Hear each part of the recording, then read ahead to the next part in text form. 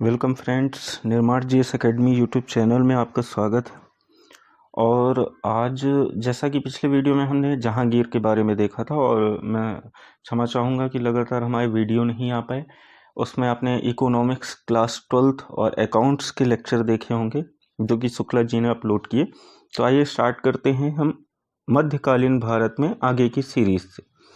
देखिए, मुगल काल में हमने जहांगीर तक देख लिया था। अब इसके आगे हम देखते हैं किसके बारे में, शाहजहां के बारे में। देखिए, शाहजहां सबसे पहले तो फोटो देखिए, इसका कार्यकाल जो रहा है 1627 से लेके 1658 तक रहा। हालांकि इसने अपना राज्याभिषेक जो करवाया है वो 1628 में करवाया था, लेकिन इसका शासनकाल 1627 से ही माना जाता है, क्योंकि उस कंडीशन में ये दक्षिण भारत में था जब जहांगीर की मृत्यु हुई। और उस समय जो खुसरो था, मैंने खुसरो के बारे में जहांगीर के समय में बताया था। खुसरो के बेटे दाबर बख्श जो कि 5 साल का था, उसे राजा बनाया गया था। बाद में शाहजहां आके 1628 में उसकी हत्या कर देता है, और हत्या करने के पश्चात जो है स्वयं राजा बन जाता है। चलिए, सबसे पहले हम इसका जीवन परिचय देखते हैं। इसका पूरा नाम था, यानी कि जिस नाम से ये गद्दी पर बैठा, वैसे तो इसका नाम खुर्रम था। दक्षिण भारत की विजय के पश्चात जो है इसको शाहजहां की उपाधि दी गई थी, और ये उपाधि किसने दी थी? जहांगीर ने दी थी। इसका पूरा नाम था अबुल मुजफ्फर शहाबुद्दीन मोहम्मद साहिब किरण इसानी। ये शाहजहां का पूरा नाम था। इसके पिता का नाम जहांगीर, मैंने आपको बताया था। माता का नाम कौन था? तो उदय सिंह के जो बेटी थी, मोटा राजा उदय सिंह की बेटी जगत गोसाई, वो इसकी माता थी। इसका जन्म, शाहजहां का जन्म 5 जनवरी 1592 को लाहौर में हुआ। इसकी पत्नी का नाम आरजुमंद बानो बेगम मिलता है, जो कि आसफ खां की पुत्र थी। इसी को इसने मलिका जमानी की उपाधि दी थी, और साथ में ही इसे ही हम मुमताज बेगम के नाम से जानते हैं। चलिए नेक्स्ट देखते हैं। देखिए, अब एक एक लाइन को बड़े ध्यान से पढ़िएगा, कॉपी पेन हाथ में ले लें और इसी को नोट करते चलिएगा। जहांगीर के बाद सिंहासन पर कौन बैठा? शाहजहां बैठा।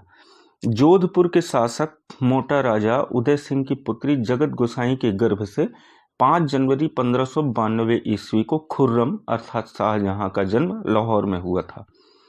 यानी कि जो उदय सिंह थे वो कहाँ के शासक थे? जोधपुर के शासक थे। उन्हीं की पुत्री का नाम था जगत गोसाई, जिसके गर्भ से खुर्रम यानी शाहजहां का जन्म हुआ। सन 1612 में खुर्रम का विवाह आसफ खां की पुत्री आरजुमंद बानो बेगम से हुआ, जैसे शाहजहां ने मलिका जमानी की उपाधि दी थी। आसफ खां कौन था? मैंने बताया, जहांगीर की पत्नी मेहरुन्निसा, जिसे हम नूर जहां के नाम से जानते हैं, उसी का भाई जिसे हम आसफ खां के नाम से जानते हैं, उसकी पुत्री का नाम था अर्जुमंद बानो बेगम। इतिहास में इसे हम मुमताज के नाम से भी जानते हैं। हालांकि 7 जून 1631 में प्रसव पीड़ा के कारण इसकी क्या हो गई थी? मृत्यु हो गई थी। यानी कि जब शाहजहां राजा बना तो उस समय दक्षिण भारत से इसने, देखा जाए तो इसको मुमताज को बुलाया था। उस समय मुमताज प्रेग्नेंट थी, अपने 14वें बच्चे को जन्म देने ही वाली थे, लेकिन बुरहानपुर में, मध्य प्रदेश के सबसे दक्षिणी जिला बुरहानपुर में इसे प्रसव पीड़ा होती है और बच्चे सहित इसकी भी मृत्यु हो जाती है। इस मृत्यु से बहुत ज़्यादा दुखी हुआ था शाहजहां, ऐसा कहा जाता है। इसने 13 दिन का राजकीय शोक भी मनाया था और 6 महीने तक शासन करने नहीं गया था। चलिए इसके आगे देखिए, 4 फरवरी 1628 ईस्वी को शाहजहां आगरा में अबुल मुजफ्फर शहाबुद्दीन मोहम्मद साहिब किरण ए सानी की उपाधि प्राप्त कर सिंहासन पर बैठा।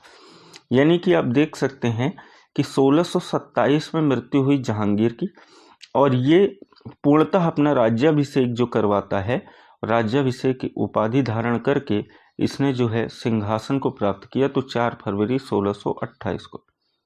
इसके बाद हम आगे की बात देखिए। शाहजहां ने आसफ खां यानी अपने ससुर को वजीर का पद एवं महावत खां 1624 में, मैंने आपको जहांगीर में बताया था, इसी महावत खां ने क्या किया था? विद्रोह कर दिया था, यानी कि नूरजहां और जहांगीर को कैद कर लिया था। मैंने बताया था आपको उसमें, जहांगीर की पिछले वीडियो में आप देख सकते हैं। और बाद में शाहजहां के कहने पर उसने छोड़ दिया था। तो महावत खां को इसने खाने खाना की उपाधि दी थी। इसके बाद देखिए, इसने नूरजहां को 2 लाख रुपए प्रतिवर्ष की पेंशन देकर लाहौर जाने दिया, और जहां पर 1645 में इसकी मृत्यु हो गई। यानी नूरजहां जो कि इसकी सौतेली माँ थी, तो इसने क्या किया था कि नूरजहां ने बहुत ज़्यादा परेशान किया था शाहजहां को। तो बाद में शाहजहां ने क्या किया, इसे लाहौर जाने दिया और 2 लाख रुपए इसकी प्रतिवर्ष यानी इसके खर्चे इत्यादि के लिए प्रतिवर्ष इसको पेंशन की व्यवस्था की। 1645 में इसकी मृत्यु हो गई। अब जैसे ही इसकी पत्नी की मृत्यु हुई थी तो अपनी पत्नी की याद में यानी मुमताज़ महल की याद में शाहजहां ने ताजमहल का निर्माण आगरा में ऊंची की कब्र के ऊपर करवाया। अच्छा, मैंने हुमायूं का मकबरा कहा था। हुमायूं का मकबरा दरअसल इसका देखा जाए तो जो आपका हुमायूं का मकबरा ताजमहल का पूर्वगामी माना जाता है। अभी आगे आएगा, मैं बताऊंगा। और ये ताजमहल को बनने में लगभग 20-22 साल का समय भी लगा था। उस्ताद ईसा खान ने, ये बहुत ही इम्पोर्टेंट क्वेश्चन है, ध्यान रखिएगा, क्वेश्चन कई बार पूछा जाता है, तो अपन इसको देखिए आपके सामने बता दे रहे हैं।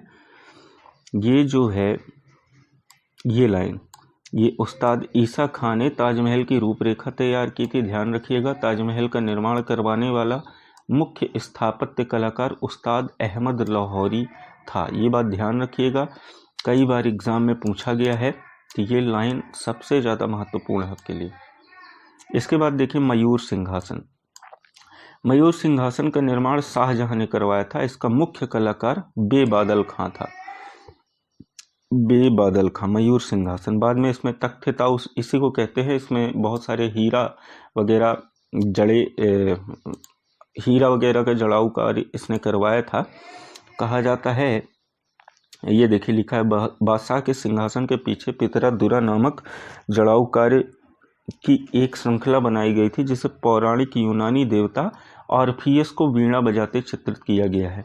ये आप देख सकते हैं, अगर मयूर सिंहासन नेट में सर्च करेंगे तो आपको मिल जाएगा। शाहजहां के शासनकाल को स्थापत्य कला का स्वर्णयुग कहा जाता है। क्यों कहा जाता है? क्योंकि ये थोड़ा सा स्थापत्य वगैरह में अपनी रुचि दिखाता है और बहुत सारे इसने निर्माण कार्य करवाए हैं। इसी वजह से इसके शासनकाल को स्थापत्य कला का स्वर्णयुग कहते हैं। शाहजहां द्वारा बनाई गई जो प्रमुख इमारतें हैं, जैसे दिल्ली का लाल किला, दीवाने आम, दीवाने खास। हालांकि ये दीवाने आम और दीवाने खास जो है अकबर ने बनवाए थे, लेकिन ध्यान रखिएगा इसमें जो संगमरमर का कार्य है वो किसने करवाया है? शाहजहां ने करवाया है। ये क्वेश्चन थोड़ा सा याद रखिएगा आप, क्योंकि एग्जाम में अगर आ जाए कि दीवाने आम और दीवाने खास में जो है संगमरमर का कार्य किसने करवाया, तो शाहजहां ने करवाया। यानी दीवाने खास में जो खास, जैसे कोई विशेष कोई राजा महाराजा होते थे, वहाँ पे इनकी दरबार लगती थी, और दीवाने आम जो होता था उसमें सामान्य व्यक्ति के लिए खोला जाता था। दिल्ली का प्रसिद्ध जामा मस्जिद, आगरा का मोती मस्जिद और ताजमहल एवं लाहौर का किला स्थित शीश महल आदि इत्यादि इसकी निर्मित इमारतें थी। ध्यान रखिएगा, दिल्ली की जो जामा मस्जिद है और आगरा की मोती मस्जिद है, इसका निर्माण कार्य शाहजहां ने करवाया था। लेकिन ध्यान रखिएगा एक चीज़ और, दिल्ली की मोती मस्जिद और आगरा की जामा मस्जिद का निर्माण औरंगजेब ने करवाया था। यानी दिल्ली की अगर जामा मस्जिद शाहजहां ने बनवाई तो दिल्ली की मोती मस्जिद का निर्माण औरंगजेब ने करवाया। लेकिन यदि आगरा की मोती मस्जिद का निर्माण शाहजहां ने करवाया तो आगरा की जामा मस्जिद का निर्माण औरंगजेब ने करवाया था। ये बात याद रखिएगा। मोती मस्जिद और जामा मस्जिद में अंतर इतना होता है कि मोती मस्जिद खुद की इबादत के लिए करवाई जाती है, बनवाई जाती है। जैसे आपके घर के अंदर जो मंदिर होगा उसे आप मोती मंदिर कह सकते हो, और जो घर के बाहर जो सार्वजनिक रूप से होता है उसे हम जामा मंदिर कह सकते हैं। ताजमहल तो आप जानते ही हैं। लाहौर का किला भी आप नेट में सर्च करेंगे आपको मिल जाएगा। और लाहौर के किले में स्थित जो शीश महल है उसका निर्माण कार्य किसने करवाया है? तो शाहजहां ने करवाया। चलिए आगे की बात करते हैं। शाहजहां ने 1632 में अहमदनगर को मुगल साम्राज्य में मिला दिया।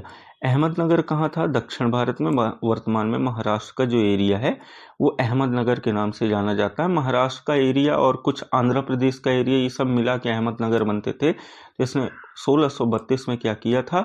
मुगल साम्राज्य में इसको मिला लिया। 1638 में शाहजहां ने अपनी राजधानी को आगरा से दिल्ली लाने के लिए यमुना नदी के दाहिने तट पर शाहजहानाबाद की स्थापना की। ध्यान रखिएगा दोस्तों, दिल्ली को 7 बार बसाया गया है, जिसमें एक बार बसाने का कार्य किसने किया है? तो आपका ये शाहजहां ने किया है, शाहजहानाबाद के नाम से। जैसे मोहम्मद बिन तुगलक ने तुगलकाबाद, फिरोज शाह ने फिरोज शाह कोटला इत्यादि, ऐसे मैं कई राजाओं के नाम एक बार क्रम में जो विशेष फैक्ट हैं वो आपको बता दूंगा, उसमें आप देखिएगा। तो आज भी जो पुरानी दिल्ली है, जहाँ जहाँ हजरत निजामुद्दीन औलिया स्टेशन जो है, नई दिल्ली का स्टेशन है, जो पुरानी दिल्ली का स्टेशन कहते हैं, वहाँ पे आज भी जो लोग रहते हैं वहाँ पे, तो वो पुरानी दिल्ली यानी शाहजहानाबाद उसी को कहा जाता है। देखिए, आगरे की जामा मस्जिद का निर्माण शाहजहां की पुत्री जहां आरा ने करवाया था। जहां आरा उसकी जो पुत्री थी, लगभग सन 1648 में कहा जाता है कि इसने पूरा निर्माण कार्य को पूरा करवाया था। शाहजहां के दरबार में प्रमुख चित्रकार मोहम्मद फकीर एवं मीर हासिम थे। इसके अलावा देखिए, शाहजहां के दरबार में बंशीधर मिश्र एवं हरिनारायण मिश्र नाम के 2 संस्कृत कवि थे। इनके बारे में विशेष क्या है, तो ये संगीतज्ञ रहे हैं। शाहजहां ने संगीतज्ञ लाल खां को गुण समुंदर की उपाधि दी थी। ये क्वेश्चन एक बार पूछा जा चुका है, तो याद रखिएगा, इसे हाईलाइट कर देता हूं तो आप याद रख लीजिएगा। गुण समुंदर की उपाधि किसने दी थी? शाहजहां ने दी थी। किसको? लाल खां को। एवं संगीतज्ञ जगन्नाथ को, हिंदी का कवि भी था, को महाकवि राय की उपाधि से सम्मानित किया था। तो ये आपको कुछ फैक्ट यहाँ पे याद रखने हैं। शाहजहां के पुत्रों में दारा शिकोह सर्वाधिक विद्वान व्यक्ति था। देखिए, संपूर्ण मुगल काल में जो सबसे ज़्यादा विद्वान व्यक्ति माना जाता है, बाबर से भी ज़्यादा विद्वान माना जाता है, उसे हम किसके नाम से जानते? दारा शिकोह, जो कि शाहजहां का बेटा था। ये फारसी भाषा का बहुत बड़ा विद्वान था।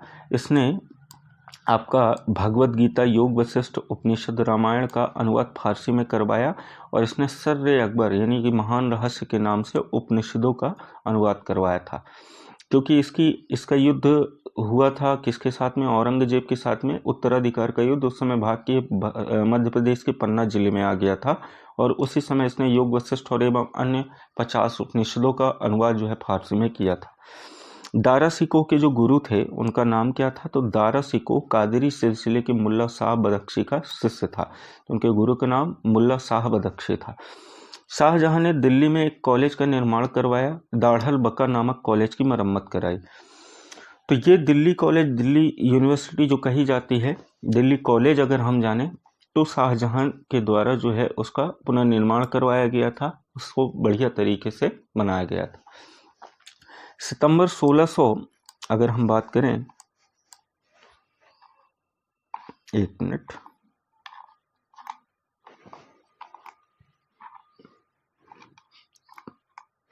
चलिए, सितंबर 1657 में शाहजहां के गंभीर रूप से बीमार पड़ने पर मृत्यु का अफवाह फैलने के कारण उसके पुत्रों के बीच में उत्तराधिकार का युद्ध प्रारंभ हो गया। यानी उत्तराधिकार में ये था कि अब यदि शाहजहां मरता है तो राजा कौन बनेगा। तो इस तरीके से क्या हुआ, इनके बीच में उत्तराधिकार का युद्ध प्रारंभ हो गया। उस समय सूजा बंगाल, मुराद गुजरात एवं औरंगजेब दक्कन में था। 15 अप्रैल 1658 में दारा एवं औरंगजेब के बीच धर्मट का युद्ध हुआ। इस युद्ध में दारा हार गया। सामूगढ़ का जो युद्ध हुआ 29 मई 1658 को हुआ, दारा एवं औरंगजेब के बीच में। इसमें पुनः दारा की क्या हुई? हार हुई। उत्तराधिकार का जो अंतिम युद्ध था वो देवराई की घाटी में मार्च 1659 को हुआ, जिसमें दारा हार गया, और इस्लाम धर्म की अवहेलना के कारण इसी के अपराध में से 30 अगस्त 1659 को हत्या कर दी जाती है औरंगजेब द्वारा। इस तरीके से दारा शिकोह ने अपना निर्वासित जीवन अलवर यानी राजस्थान के कंकबाड़ी किला में बिताया था। इस किले का निर्माण जयसिंह सेकंड ने करवाया, जिसके बारे में हम औरंगजेब के समय में पढ़ेंगे। जयसिंह ही थे जिनके बीच में, जयसिंह और औरंगजेब के बीच में शिवाजी के लिए पुरंदर की संधि हुई थी, उसके बारे में भी जानेंगे। 8 जून 1658 को औरंगजेब ने शाहजहां को बंदी बना लिया, और आगरा के किले में अपने कैदी जीवन के 8वें वर्ष अर्थात 22 जनवरी 1666 को 74 वर्ष की अवस्था में शाहजहां की मृत्यु हो गई। तो इस तरीके से शाहजहां 1658 में नहीं मरा था, उसको कैद कर लिया गया था और जेल के अंदर बंदी बना के इसने डाल दिया था। और मरने के पश्चात जो है, इसके जो नौकर थे, हिजड़े थे, उन लोगों ने इसकी अर्थी को कांधा दिया और इसे दफनाया कहाँ गया है? तो उसे ताजमहल में मुमताज़ की बगल में कब्र में दफनाया गया। तो दोस्तों, इस वीडियो में हमने शाहजहां के बारे में जाना। अगले वीडियो में हम औरंगज़ेब के बारे में जानेंगे। तो आज के वीडियो में केवल इतना ही। जो भी डाउट हो वो आप कमेंट करके हमसे पूछ सकते हैं। तो आज के वीडियो में इतना ही, मिलते हैं अगले वीडियो में फिर, तब तक के लिए नमस्कार।